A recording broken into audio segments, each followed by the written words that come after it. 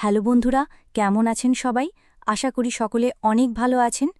বন্ধুরা, একদিন রাতে আমার ভাই আমার ঘরে ঘুমোতে এসেছিলেন, কিন্তু তার উপস্থিতির কারণে আমি ওইসব কাজ করতে পারছিলাম না, যা আমি সাধারণত রাতের অন্ধকারে করে থাকি, এবং এসব কাজ করে আমি প্রচুর প্রশান্তি পাই।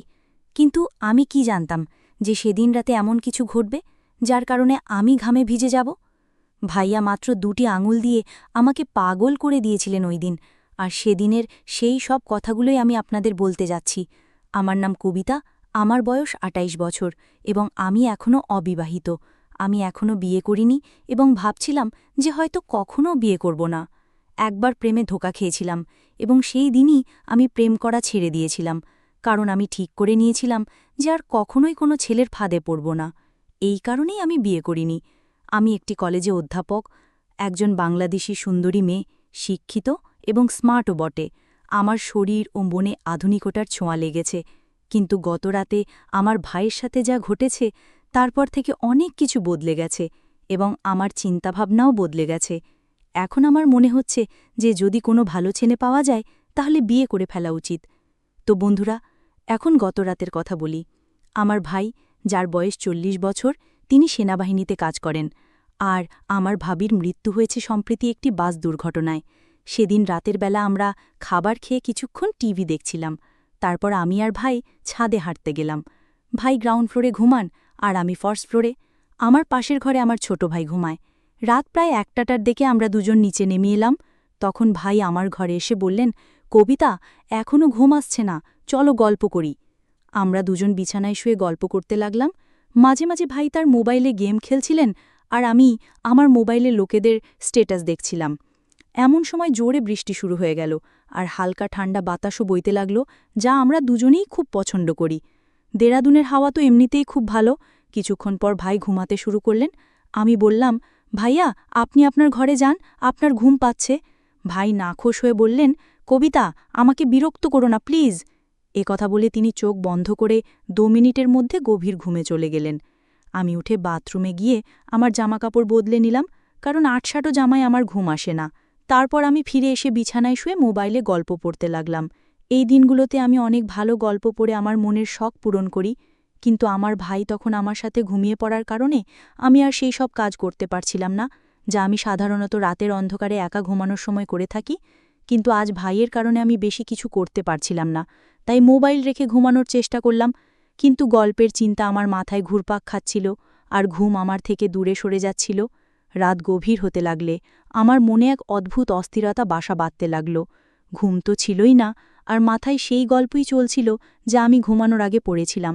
সেই গল্পটি আমার ভেতরে এক অদ্ভুত আলোড়ন তুলে দিয়েছিল, আর আমি নিজেকে শান্ত করতে পারছিলাম না। ভাই পাশেই ঘুমাচ্ছিলেন, আর তার নাক ডাকার শব্দ আমাকে আরও বেশি বিভ্রান্ত করে তুলছিল। যদি তিনি সেখানে না থাকতেন তাহলে হয়তো আমি নিজেকে সেই গল্পের অংশ বানিয়ে নিতাম, আর সেই সব কাজ করতাম যা আমাকে রাতের অন্ধকারে একা করতে ভালো লাগে। কিন্তু আজকের রাতটা ছিল একটু আলাদা। আমি আমার নিজের চিন্তায় ডুবে গিয়েছিলাম। এমন সময় হঠাৎ ভাই পাশ ফিরলেন আর সোজা হয়ে বসলেন। আমার চোখ অজান্তেই সেই দিকে চলে গেল, আর আমি যা দেখলাম তাতে আমার পায়ের নিচের মাটি সরে গেল। ভাই খুব পাতলা ধুতি পরেছিলেন, আর তার কারণে এমন কিছু দেখা যাচ্ছিল যে দেখে আমার লজ্জা করে গেল। আমার অবস্থা আরও জটিল হয়ে গেল। লজ্জা তো দূরের কথা, আমি আমার চোখ তার দিক থেকে সরাতেই পারছিলাম না। মনে এক অদ্ভুত অস্থিরতা চলছিল। একদিকে আমি নিজেকে নিয়ন্ত্রণে রাখার চেষ্টা করছিলাম, আর অন্যদিকে আমার ভেতরের অস্থিরতা বেড়েই চলছিল। সত্যি বলতে কি, এখন আর আমি সহ্য করতে পারছিলাম না। প্রতি মুহূর্তে মনে হচ্ছিল যে যদি আমি নিজেকে নিয়ন্ত্রণে না রাখি তাহলে কিছু একটা হতে পারে, আর এই অবস্থা থেকে বেরিয়ে আসা আমার পক্ষে অসম্ভব হয়ে যাবে। আমার হৃৎস্পন্দন বেড়ে গেল, আর মনে ভয় ঢুকে গেল যে যদি কিছু ভুল হয়ে যায় তাহলে ভাই আমার সম্পর্কে কি ভাববেন। ভাইদের চোখে আমি কেমন দেখাবো, এই প্রশ্নগুলো আমাকে আরও বেশি অস্থির করে তুলছিল। কিন্তু অন্যদিকে আমার মনে এক গভীর ইচ্ছাও ছিল, যা আমাকে বারবার সেই দিকে টানছিল, যেন আমি যা ভাবছি তা পূর্ণ করে ফেলি। আমার ভেতরের দ্বন্দ্ব এখন চরমে পৌঁছেছে। প্রতি মুহূর্তে আমি নিজের সাথে লড়াই করছিলাম, কিন্তু কোথাও যেন মনের সেই পুরনো গল্প আবার উকি দিচ্ছিল, আর তার কারণেই আমার ইচ্ছা আরও বেড়ে যাচ্ছে। এখন প্রশ্ন ছিল, আমি কি ভাইকে এই ঝড় থেকে বাঁচাতে পারব, নাকি ভাই আমাকে তার কবজায় নিয়ে নেবেন? রাতের পরিবেশ আগে থেকেই অদ্ভুত ছিল, আর তার ওপর ভাইয়ার ফোন বেজে উঠল। সম্ভবত কেউ তাকে মেসেজ করেছিল, আর ফোনটা আমার পাশেই রাখা ছিল, কারণ ভাই তাকে চার্জে লাগিয়ে রেখেছিলেন ঘুমানোর আগে। ভাই গভীর ঘুমে ছিলেন, কিন্তু ফোনে একের পর এক মেসেজ আসছিল, আর তার আওয়াজ আমার অস্থিরতা আরও বাড়িয়ে দিল। আমি ভাবলাম ফোনটা সাইলেন্ট করে দিই, যাতে আওয়াজ বন্ধ হয়, কিন্তু সাথে সাথে আমার মনে প্রশ্ন জাগল, এত রাতে ভাইকে কে মেসেজ করছে?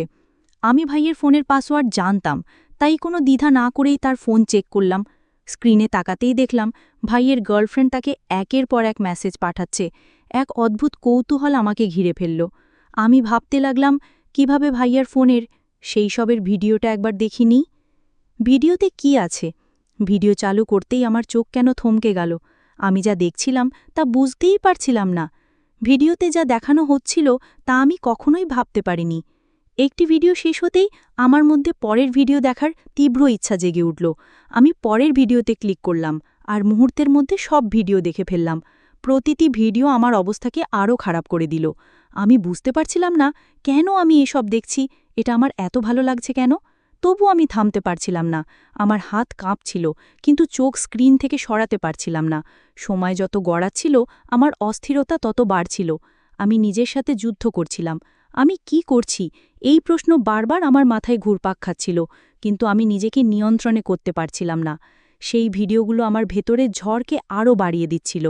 এখন আমার মধ্যে এক অদ্ভুত সাহস এসে গিয়েছিল। বলা যায়, আমি আমার ইচ্ছার কাছে অসহায় হয়ে পড়েছিলাম।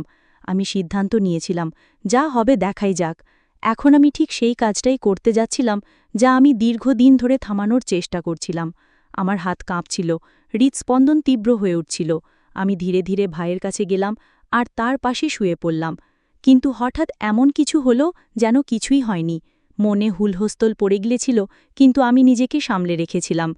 কিছুক্ষণ আমি ঘুমের ভান করলাম, যাতে যদি হঠাৎ সে জেগে ওঠে তাহলে মনে করে আমি গভীর ঘুমে আছি। হৃৎস্পন্দন তীব্র হচ্ছিল, কিন্তু আমার চেহারায় শান্তির ছাপ ছিল। তারপর আমি ধীরে ধীরে আমার পা ভাইয়ের ওপর রাখলাম, যেন ঘুমের মধ্যে অজান্তেই কিছুক্ষণ থেমে গেলাম। আর ভাই নড়াচড়ার অপেক্ষায় ছিলেন, কিন্তু কোনো নড়াচড়া হলো না। সে তখনও গভীর ঘুমে ছিল। আমার পায়ের নিচে তার উষ্ণতা অনুভব করছিলাম, আর কিছু একটা শরীর শান্ত ছিল। কিন্তু তার মনে আর এক গল্প চলছিল। আমার পায়ের নিচে তার আকাশ স্পষ্ট অনুভব হচ্ছিল, আর তার করা আওয়াজ আমার ভেতরের সব জটিলতাকে আরও বাড়িয়ে দিয়েছে। আমার হৃৎস্পন্দন তীব্র হয়ে উঠছিল, আর সেই ভয় যা আমাকে সবসময় আটকে রেখেছিল এখন স্পষ্ট হয়ে উঠছিল। এখন আমি নিজেকে নিয়ন্ত্রণ করতে পারছিলাম না। সময় যত গড়াচ্ছিল, আমার ইচ্ছা তত শক্তিশালী হয়ে উঠছিল। আমি জানতাম যদি এখন নিজেকে নিয়ন্ত্রণ না করি, তাহলে এমন কিছু ঘটবে যা থেকে ফিরে আসা সম্ভব হবে না। কিন্তু কিছুক্ষণের মধ্যেই আমার মনও যেন যুদ্ধ করছিল, আর আমি ধীরে ধীরে আমার হৃদয়ের কাছে হেরে যাচ্ছিলাম। আমি আবার আমার পা হালকা করে সরিয়ে নিলাম, এটা বোঝার জন্য যে তার ঘুম কত গভীর। কিন্তু কোনো নড়াচড়া হলো না। এখন আমার মন ঠান্ডা হচ্ছিল, আর শুধু একটা কথাই মনে ঘুরপাক খাচ্ছিল। রাত আর নিস্তব্ধতা আমার ভেতরে এক ঝড় তুলে দিয়েছে। প্রতি মুহূর্তে আমার সাহস বাড়ছিল। আমি যে পদক্ষেপ নিয়েছিলাম, এখন তা থেকে পিছিয়ে আসা সম্ভব ছিল না। কিন্তু তখন আমি জানতাম না যে সে ঘুমায়নি। আসলে সে গভীর ঘুমে ছিল না, বরং শুরু থেকেই ঘুমের ভান করছিল। আমার প্রতিটি পদক্ষেপ সে আগে থেকেই জানত। যা আমি অনিচ্ছাকৃতভাবে করেছিলাম, তা ভাই ইচ্ছাকৃতভাবে দেখছিলেন, সম্ভবত আমাকে শাস্তি দেওয়ার জন্যই। ভাই চুপচাপ শুয়েছিলেন। আমি একেবারেই জানতাম না যে তার চোখ বন্ধ থাকলেও তার মস্তিষ্ক পুরোপুরি জাগ্রত ছিল। আমার হৃদয়ে টানাপোড়ন চলছিল, কিন্তু ভাইয়ের কোনো প্রতিক্রিয়া না দেখে আমি আরও উত্তেজিত হয়ে উঠলাম। ঠিক সেই মুহূর্তে যখন আমি আরও কিছু করতে যাচ্ছিলাম, তিনি হঠাৎ চোখ খুললেন। আমার হৃৎস্পন্দন যেন থেমে গেল। চোখ খোলা মাত্রই আমি তড়িঘড়ি চোখ বন্ধ করে ঘুমের ভান করলাম, কিন্তু আমার মুখে আতঙ্ক আর অস্থিরতা স্পষ্ট ফুটে উঠছিল। আমি বুঝতে পারছিলাম নিজেকে এক ভয়ঙ্কর ফাঁদে ফেলেছি, কিন্তু যা হতে যাচ্ছিল তার জন্য আমি মোটেও প্রস্তুত ছিলাম না। তখনই ভাই আমাকে এই অবস্থায় দেখে ফেললেন। কিছু বলার আগেই তিনি কোনো লজ্জা বা দ্বিধা ছাড়াই এগিয়ে এলেন। এরপর যা ঘটল তা আমার জন্য এক গভীর আঘাতের চেয়ে কম নয়। টানা 4 ঘণ্টা ধরে তিনি আমার সাথে এমন কিছু করলেন যা আমি কখনো ভুলতে পারব না। সেই মুহূর্তগুলো আমার পুরো বিশ্বটাকেই বদলে দিয়েছে। কিন্তু এই গল্পের শেষ এখানে নয়। ওই 4 ঘণ্টায় যা ঘটেছিল তার সম্পূর্ণ সত্যতা আমি আপনাদের পরের পর্বে বলবো। যদি জানতে চান কি ঘটেছিল, তবে আমার চ্যানেল সাবস্ক্রাইব করতে ভুলবেন না, যাতে এই রোমাঞ্চকর ও রহস্যময় গল্পের পরবর্তী অংশ আপনি উপভোগ করতে পারেন। আমি আপনার প্রিয় বন্ধু কবিতা। আগামীকাল আবার দেখা হবে, সে পর্যন্ত সবাইকে ধন্যবাদ।